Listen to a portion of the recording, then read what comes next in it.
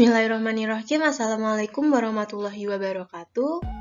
Kami dari kelompok Taco akan mempresentasikan hasil wawancara 3 non-entrepreneur dan 3 entrepreneur bersama saya Arwina Dwi Harunisa dan rekan saya Atika Wulandari, Cici Dwi Jayanti, dan Diana Wahyuningrum.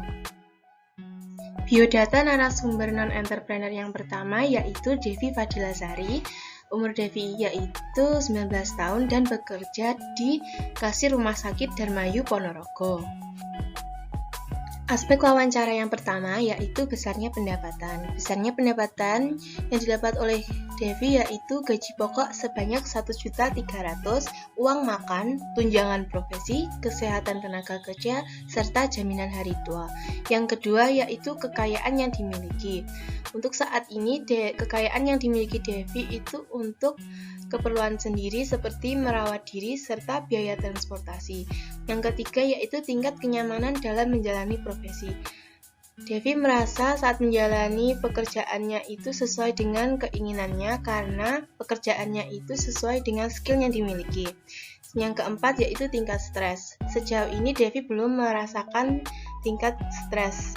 Yang kelima yaitu kelebihan. Kelebihannya yaitu lingkungan pekerjaan yang mendukung karena fasilitas pekerjaan yang ada membuat Devi merasa sangat enjoy saat menjalani pekerjaannya. Yang keenam yaitu kendala. Kendalanya saat melakukan cross-check laporan keuangan, sering terjadi selisih yang mengharuskan Devi ini mengganti uang yang kurang. Dan berapa lama menekuni pekerjaannya, Devi sudah melakukan pekerjaannya selama kurang lebih 3 bulan. Berikut ini dokumentasi setelah melakukan wawancara dengan Devi. Non-entrepreneur yang kedua adalah teman kami yang bernama Agnes Krismayana Saden, umur 19 tahun, bekerja sebagai admin bagian keuangan di PT Buana Surya Pratama. Aspek wawancara yang pertama, besarnya pendapatan. Pendapatan yang diterima Agnes adalah gaji pokok 1.500.000, tunjangan kesehatan dan tunjangan kerja, serta uang makan. 2. Kekayaan yang dimiliki, yaitu kendaraan pribadi dan untuk kebutuhan sehari-hari.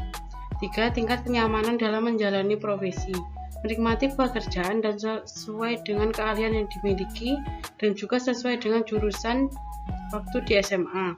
Yang keempat, tingkat stres. Agnes merasa stres di bawah tekanan target seperti pengecekan laporan sewaktu-waktu dan membuat laporan setiap akhir bulan.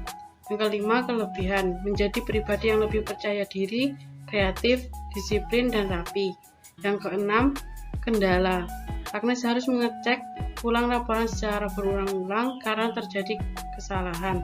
Yang ketujuh, Agnes sudah menekuni pekerjaan tersebut selama kurang lebih 7 bulan. Berikut ini dokumentasi setelah wawancara dengan teman kami Agnes. Non-entrepreneur yang ketiga adalah Anggi Putri Vera Vianti, umur 19 tahun, pekerjaan sebagai pelayan toko di toko Surya Alam. Aspek wawancara yang pertama, besarnya pendapatan. Anggi mendapat pendapatan kurang dari 1 juta dari pekerjaan tersebut. Kedua, kekayaan yang dimiliki. Dari bekerja tersebut, penghasilan masih untuk memenuhi kebutuhan sendiri. Yang ketiga, tingkat kenyamanan dalam menjalani profesi. Anggi merasa nyaman dengan pekerjaannya. Yang keempat, tingkat stres. Tidak mengalami stres karena tidak dituntut oleh target. Yang kelima, kelebihan. Anggi kerjanya santai dan tidak dituntut secara berlebihan. Yang keenam, kendala. Jika toko sedang ramai, agak bingung untuk melayani customer karena terus berdatangan. Yang ketujuh, Anggi sudah menekuni pekerjaan tersebut selama kurang lebih 7 bulan. Berikut ada dokumentasi setelah kami melakukan wawancara dengan teman kami Anggi. Entrepreneur pertama yaitu Aan Kusumawanto yang berumur 36 tahun, berprofesi sebagai pedagang nasi goreng dan bakmi. Tempat usahanya di Jalan MT Haryono nomor 104. Aspek wawancara. Pertama, besarnya pendapatan. Mas Aan mendapatkan pendapatan bersih dagang sebesar 150 per hari. Kedua, kekayaan yang dimiliki. Mas Aan mempunyai kekayaan berupa gerobak untuk berjualan dan peralatan untuk berjualan. Ketiga, tingkat kenyamanan dalam menjalani profesi. Mas Aan nyaman dan menikmati usaha yang ditekuni. Keempat, tingkat stres. Mas Aan tidak merasakan stres dan enjoy saat berdagang. Kelima, kelebihan. Menambah relasi dan pendapatannya bertambah. Keenam, kendala. Mas Aan mempunyai kendala bahan baku yang sewaktu-waktu naik dan juga faktor cuaca yang berubah-ubah. Ketujuh, modal awal usaha. Mas Aan memiliki modal awal usaha kurang lebih 6 juta. 8. Sejak kapan memulai usaha? Mas Aan memulai usaha kurang lebih sudah 5 bulan berjualan.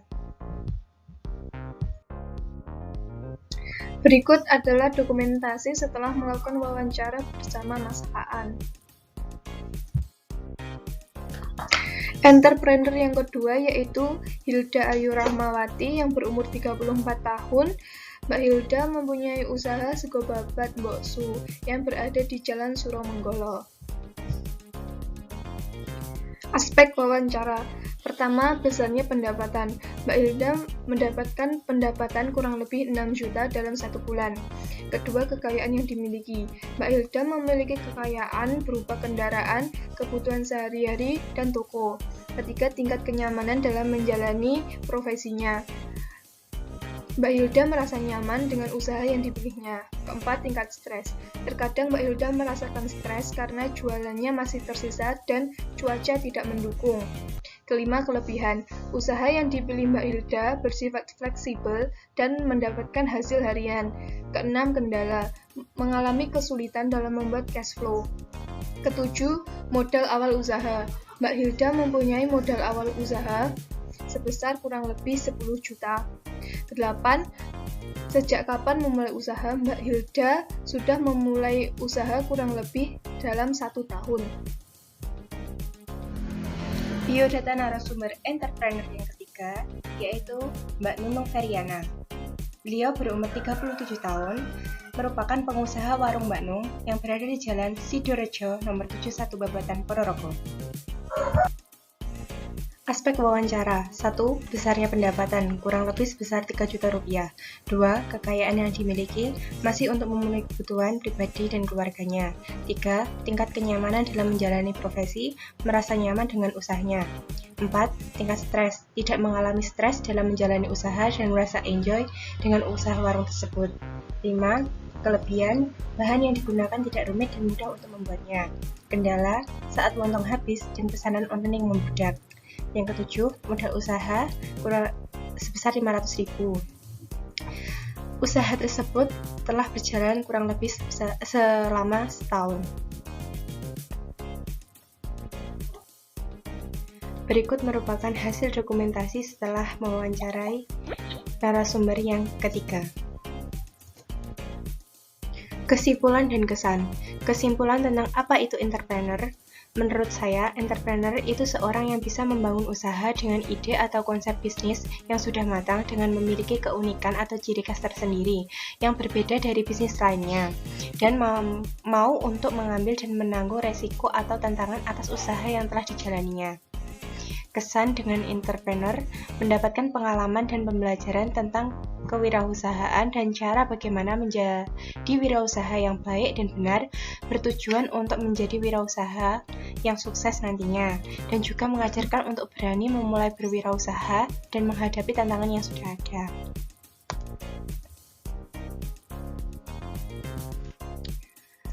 Berikut adalah dokumentasi video dari 3 non-entrepreneur dan entrepreneur. Sekian dari kami. Wassalamualaikum warahmatullahi wabarakatuh.